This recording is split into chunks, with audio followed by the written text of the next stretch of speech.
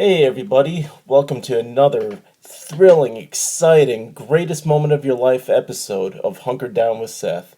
I have a spectacular guest. I've pretty much been a fan of her comedy since day one, the first day I met her at Jai Thai. She's a wonderful person, a great comic, and through one of the greatest, just friendliest people you'll ever meet in your life, Erin Ingle. Erin, thanks for being here. How are you? Douchebag. What if that was my intro? Hey, Seth. Yeah, oh, That was the nicest intro ever. I know, I try. I really do. And the Oh, best part about it is it's 100% true. well, that's very kind of you to say. I've lost touch with reality and like social, interaction norms. So things like that just make me want to cry right away. Oh, my bad. Well, Not a bad. I love to cry. oh, Oh, it feels amazing. good. What was the last positive thing you've cried about? Ooh, gosh. I don't know if I had full tears, but the most adorable thing that I keep talking about because it happened on Friday. We have this little next door neighbor. We have two little boys that live next door, and one of them uh, picked some flowers in the yard and brought them over and left them on our front porch with a note that said, "Dear neighbors, Nabrs, Nice. uh, I gave you some flowers." And that was the letter. It was just beautiful. Oh, Uh, that's sweet. I'm a sucker for like positive news type of garbage as well, but I feel like we haven't had any beautiful soldiers coming home to surprise their kid at their basketball game or anything Yeah. lately. So I'll be honest, the last positive thing I've cried about was when I watched the movie Onward on Disney Plus. I've heard it's so good. It's solid. I would rank it below Wally and Up, but it's still really fun. It's a good watch. I definitely cried at both Wally and Up for sure. Definitely. And like Wally, I cry just thinking about it. It's Wally's the I greatest thing to ever happen to me, and I have three kids. I consider like I think I reference Wally when talking about the world like in a very serious way, probably a little too much.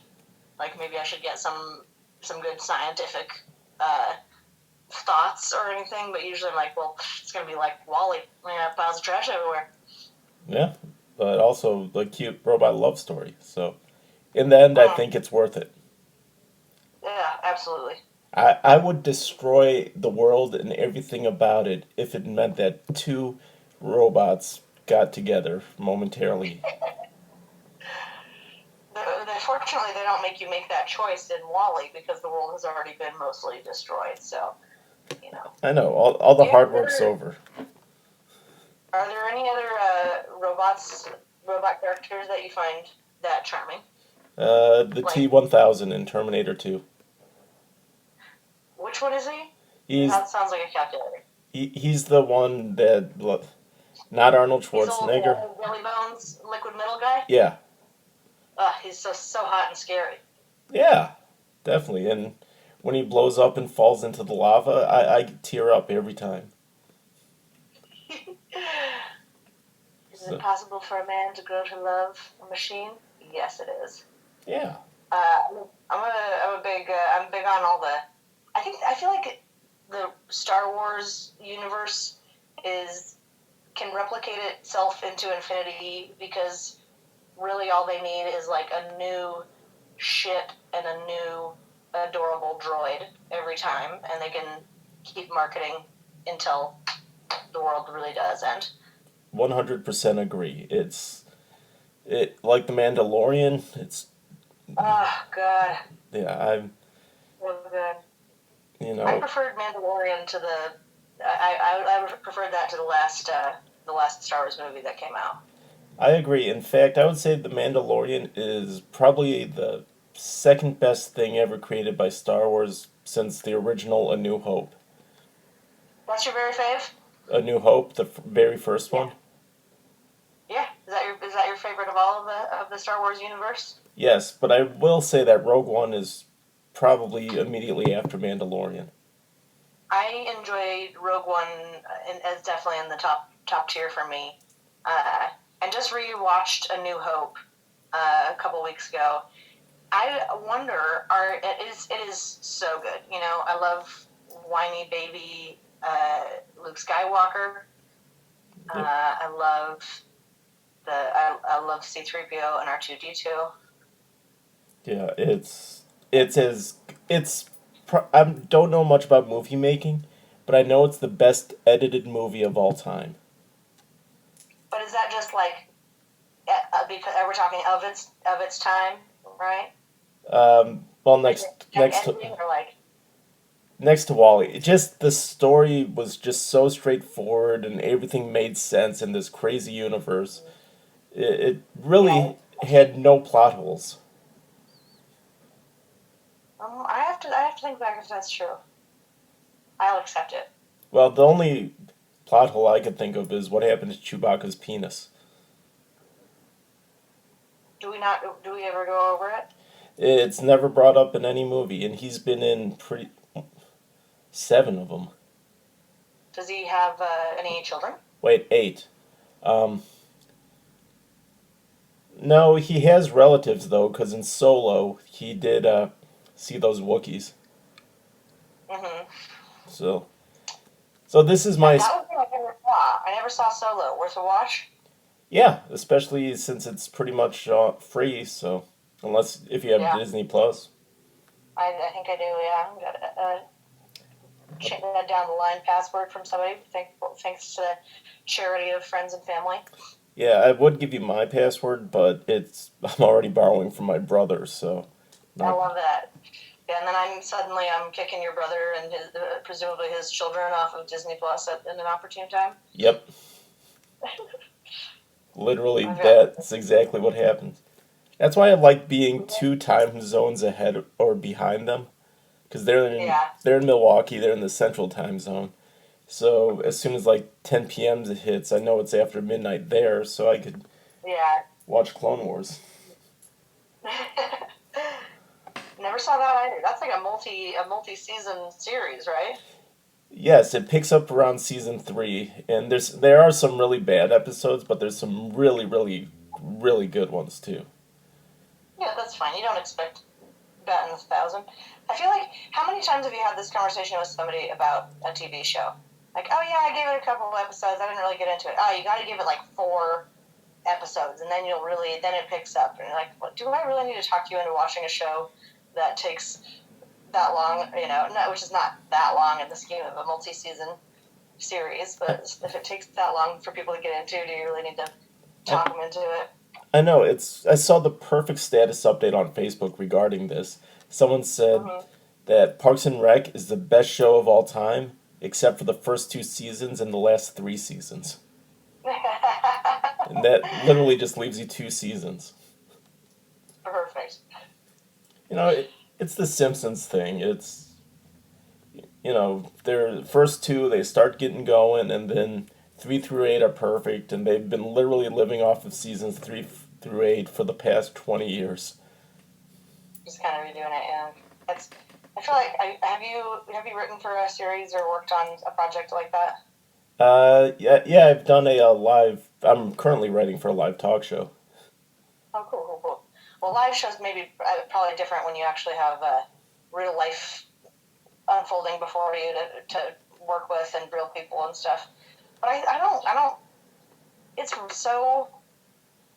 We should be like in awe of TV shows that can sustain multiple seasons that are like and that hold people's interest. You know, like so much of the primetime TV that lasts for 8 seasons that's not reality is like just it's like lowest common denominator kind of Yeah, not very innovative entertainment. So when things are like very uh, very unique universes that they're dealing with, or where they have like a whole lot of characters, even in like an ensemble cast kind of sitcom, I think it's like they're real people that you have to get to know over time, and the writers get to know them, and they become funnier, or they like sink into like a real persona. and watching them, or they decide to shift gears with one of the characters after a season, and that makes the chemistry much better. Yeah. So I've been trying to watch TV with that eye lately, just after working on a project like that, and it's made it much more interesting, I think. Yeah, definitely. Especially shows that you don't realize have been on for so long, like King of the Hill, perfect example. There was that's how many seasons now? I think 13, and Wow. and it's just one of those things. Like I'll be watching an episode and I'm like, yeah, this is really solid. What season is this? 11? Yeah. And they have the craziest guest stars too. Like Boomhauer's brother was voiced by Brad Pitt. Funny. And Luann's husband was voiced by Tom Petty. Cause Oh my god, awesome. yeah, and Tom Petty and Mike Judge said he wanted the character to be like Tom Petty if Tom Petty didn't make it. And then they're like, well, who are we going to voice? And Mike was like, well, let's ask Tom Petty. And Tom said, yeah. Sure, why not? Yeah. So you mentioned a project that you worked on like that. Care to share? Mind if I put you on the spot and ask you about that? I'll speak around it because nothing has happened yet, and basically we're just kind of trying to build up a season and hope that TV still exists in the future. But I'm working on just kind of like an ensemble cast sitcom with a couple fabulous writers and comedians up here in Seattle. So that's been a blast. We've been working on it for intermittently for probably a year now. But getting a bunch of artsy people to make their own schedule and link it up with others is one of the most difficult wranglings you could attempt, I think. Yeah, especially if it doesn't pay. Yeah. Passion project.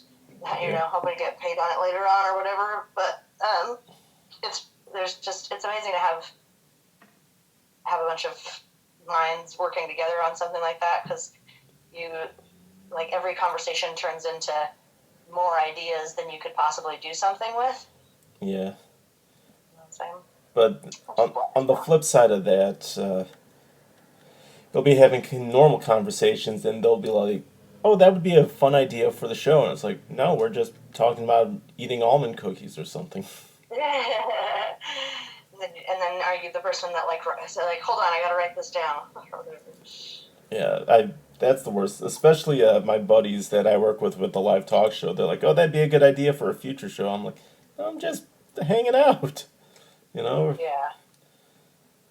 So, can we take off the work hat for a sec? Yeah, and I'll be honest. That's why that's what I enjoyed about hanging out with not just you, but sort of the Jai Tai crowd, because there's a definite separation of just hanging out versus. By the way, is Jai Tai still exist, or is it now the Club Seattle? Jai Tai still, currently no live shows are happening, but up until the coronavirus, we were still having 4 shows a week there. We changed the name to, it used to be, everybody just kind of calls it Jai Tai because it happens at Jai Tai, which for the listeners is a Thai restaurant in Capitol Hill in Seattle, and we have comedy shows in the bar in the back. Broadway and Thomas. Exactly. And so it used to be called Punchline Comedy Shows, and then the Rick Taylor, who was the sort of executive producer of the Punchline shows, he moved up the street to start kind of a more club style room, and so we decided to change the name to Comedy on Broadway. His new endeavor, separate from that, is called Club Comedy Seattle. Yeah. So we wanted to make more he has full weekends and with the same headliner type of style, and only does, I think, Wednesday, Thursday, Friday, Saturday. And then Jai Tai, we do a lot more open mics and showcases, and that's kind of always been the the fun up and comer room or the cool like alt punk rocky room that folks will drop in sometimes when they're coming in from out of town. Oh, definitely. I like the environment. So yeah, so we have hope that live comedy will return. Oh, absolutely. And like I was saying before, the it's very, very low pressure there. It's one of those like I got to know you as a person before I got to know you as a comedian there, which was Yeah. very rare in the comedy communities all around. Okay. Well, you get plenty of time to chat when there's like 35 other comedians going up at an open mic. Yeah. I'll be uh, honest, I did pick up smoking again a couple times just oh because my I needed god. an excuse to get out of there. Right. I have actually almost 1 year smoke free, Oh, okay. and it's basically right when I turned 30, I was like, I'm gonna do one pull up and I'm gonna stop smoking cigarettes, and I got one of the two uh, goals achieved. So Oh, definitely. Well, it's a great habit to get the pull-ups. and everybody's smoking weed. I'd have friends that weren't comics come out and hang out, and I was like, yeah, sure, definitely come out. It's an open mic night, so you'll see some really funny people and some total fucking disasters, and Yeah. people find that really entertaining. Some people go to more open mics than any other type of comedy which baffles me. But Yeah. I'd have friends come by and they're like, "Oh yeah, I came over. I dropped my Jai Thai last night because I knew you'd be there, and I also wanted some free weed." So That's true. That was a hotbed there. Whenever you go saw it, watch whenever you could smell Jai Thai before you got there. I'll say that. it's so true. But Jai Thai, I remember I read this little. It had to be some post on Slog or something. Some guy says I went to an open mic, was really disappointed in the comedy Right, there, and left. And I kept thinking, you can't expect it's an open mic. It's like going to right, a preschool basketball practice and expecting the NBA game. right. You know, that That really. There's plenty of dissonance and alignments and cliques and stuff in the comedy community. Not everybody gets along. They don't have to, no. One thing that brings everyone together is somebody talking shit about going to an open mic. And that poor soul got like so many cruel comments on that blog post. But at the end of the day, the stranger started writing a lot more about comedy after that. So that was, a nice little turning point, I think. Oh, must have been nice because I know when I started gearing more towards improv, um, it was all the improvisers were just saying that a long time ago they gave up on the stranger or anybody even attempting to write on them. So they had their niche and they had their audience and they were cool with that. But with Yeah, stand up, it's always everybody's trying to discover the next superstar. They're like, this guy's great, and when they make a big deal when he leaves, and don't really make a big deal when they return. yeah. Everybody has a real quiet re-entry if they go to LA or New York, and there's a huge bon voyage, and then suddenly you start seeing them around, like, "Are you just visiting?" And they're like, "Yeah," and then you're like, "Okay, you live here again, huh?" Yep. But no, there's never any. I don't know. I don't judge folks for taking the leap and returning. Yeah. I think if we were in a more flexible universe, people could just go like do little stints in different places. I think that would be. I would like if my life lent itself to it. I would love to go do like 6 months and sublet somewhere in Atlanta and work on that and go work around the South and then go to Minneapolis or Chicago or like I don't know. I'd love to feel out all those different cities in more than like a 3 day at a time way. Yeah. Just I mean, it's really tough because the money. Can't really just move to Chicago and say I'm going to do this club, then this club, then this club, because the clubs, Right. the clubs hate it first of all because it looks like, they're just piggybacking on whoever booked them first. In fact, Mm-hmm. I know for a fact that Laughs in the Comedy Underground had a unspoken rule that they always followed, where they don't book the same headliners within 2 months of each other. Yeah. Are you sure it's not a spoken rule? I'm not privy to what Dave and John talk about, but I know with Well, the I presume it's in the headliners' contracts to to like not accept the head. Like I think that they actually do get some sort of um, just like on paper. Okay, if you're going to work here, you need to not be advertised as a headliner within X number of miles for the next X number of months or whatever. it So, might. because I've had folks come out. They'd be headlining the weekend at Underground. And say, oh, okay, do you want to tack on a Sunday show or whatever, and do one of my shows or some other random show? And they'd say, I would love to do it, but I can't be on the poster because I'm not supposed to do.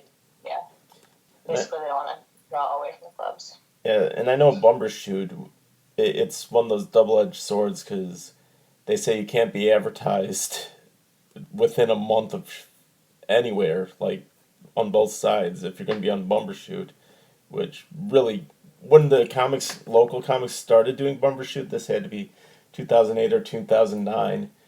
Mm-hmm. The whole thinking was, we're going to play it safe, we're not going to put any names of our local guys. But it really, after Bumbershoot, they realized they're losing a lot of money. Like my buddy Dan Carroll, I'll say this, he didn't put himself on any posters, but it really hurt himself because, people would call the venues and say, hey, is this guy on the show? And they're like, yeah, we just can't advertise him. So, Yeah. uh, I love Nick Carroll. You able to see him down there? yeah, I saw him once, but I definitely actively text with him. He's a wonderful man. He's he's my boo, and I can make fun of him whenever I want. That's a perfect friendship, isn't it? Oh, definitely, and he's. I mean, if you've heard the stories of him back in the Wild stories, and I'm not telling tales out of I'm not bad mouthing the old stuff because I was there. I was Public actively in. domain knowledge. Yeah, we're talking about the late night partying, lose count of the number of shots that we've done, and it wasn't just me. It was a lot of comics. So yeah, the old party days. Me and Dan go back to that, and now that he's sober, I'm not. But I'm just too old to party. I'm one of those guys. When the shows come back, I'll still be one of those guys where after the show, it's like, okay, I went up already. You guys good? Good. Good night. Yeah. I. Yeah, I think. I don't know. Do you drink and all that anymore? Mm, I do, but if I have more than two in a night, it's ultra rare. Like outside of Jewish Right. holidays, I've never had more than one drink. Yeah, I mean, I think that's probably the responsible thing to do when you drive a car and you got kids at home is to have a lower limit like that. But that's Oh, kind of. I think I had to. I went through my fiance and I are trying to. The last couple of years been looking at our finances, trying to figure out how to like save some money and hopefully buy a house. And I went through like fine tooth comb 3 months of finances and was like just slapped myself in the face for how much I spend, on those nights when I'm at a venue for 2.5 hours and I drink, 3 or 4 drinks. I lose the $20 that I was paid to be there on a yep. weeknight, and so I had to check myself and started having a maximum of drinks at those shows as well. I mean, I learned the lesson. It's Diet Cokes. They refill them for free at pretty much everywhere. I've always been bad with money, but let's just say when I met my fiance, I decided, why am I drinking so much? Who am I trying to impress? I'll just narrow it down and just enjoy myself with Diet Coke. And if somebody buys me something, I'll thank them, but they won't get anything in return. Mm-hmm. Yeah, I'm coming here to spend money. I came here to get famous. exactly. And I had one of those experiences where I went on stage drunk and I was like, yeah, I can't do this anymore. Never again. Unless I'm paid to. I think my uncle told me when I was like too young to understand. I was like 12 years old or something. Uh, that he said that everybody's always chasing that 2 beer buzz, and it doesn't get better after that. And I've like I don't know, it stuck with me obviously, but I feel like I feel I feel like if I have 2 glasses of wine, I'm like loose and like silly and happy, and after that it just starts to go downhill into like overthinking or like too emotionally erratic, where I could get like if you say I'm doing back-to-back sets for 45 minutes and I'm nice and parched during that first set and finish that second glass of wine and start another one, that the late set is going to be, you have more of those moments of like, is anyone relating? You guys, Yeah. you're undermining my entire worldview right now because I'm taking this extremely personally, and that's the dangers of like the third vodka soda or Chardonnay or whatever I'm getting into on that night. Yeah, my limit's 2 tabs of LSD. I've never tried to be deeply in public on acid. Well, it's one of those things you just got to change your perception because you got to realize that chicken doesn't exist. It doesn't have sharp teeth. It's not gonna eat you. It just happens to be a parking meter. So, rounding third and coming home. What are your big plans after the quarantine's lifted? After it's safe to go out, and what are your things that you want to accomplish? Gonna get that pull up in? That pull up has still not happened, but I have started. I'm able to do a couple push ups now, so I feel like I've got to be well on my way.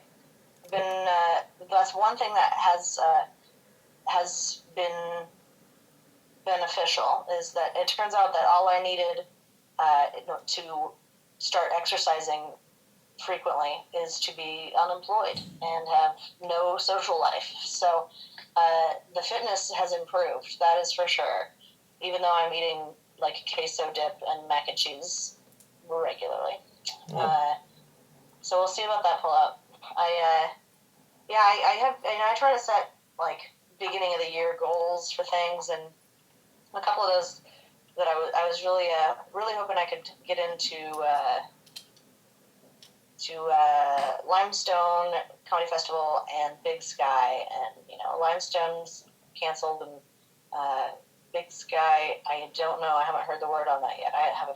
That's in like October, so I have a feeling that's off the table too. But those big thoughts have disappeared. I think I'll probably end up just having to like figure out if I'm still funny again after not being on stage for the longest. Definitely the longest I have not been performing since I started. Yeah. Just bananas. Have you been But Have you worked Canada yet? not really. No, I've done like 1 or 2 random shows, but Yeah. I highly suggest you look into Yuck Yucks. It's an amazing yeah, club. Vancouver. Yeah. And if you get into Canada, I mean, as a Seattle comic, that literally doubles your income. Yeah, that's true. But I mean, it's just a stone's throw away. It's amazing. Oh, for sure. What networks around. Yeah, I did Boise Liquid Laughs last fall, winter, for the first time with good guy Emmett Montgomery. We had a fun weekend over there, and there's another on the books for this year, so hopefully that happens. I'd love to see all the fine folks of Boise. Great crew out there. But yeah, I mean, I think if it's starting to look like real deal safe and like people are feeling comfortable going back to comedy shows, which is admittedly like maybe one of the most hazardous places to be when somebody's spitting at a room full of tightly packed people. And I don't think that we would want to watch, I don't think we would want to perform in face masks or to people in face masks so you can't even see if they're smiling. Yeah. But yeah, so kind of reevaluating that as things come together and work on writing stuff. I told myself like 2 months ago, great, now's the perfect time to write a screenplay. Haven't done that at all. So still got a little more time left unemployed. We'll see if I make the next Fast and Furious franchise.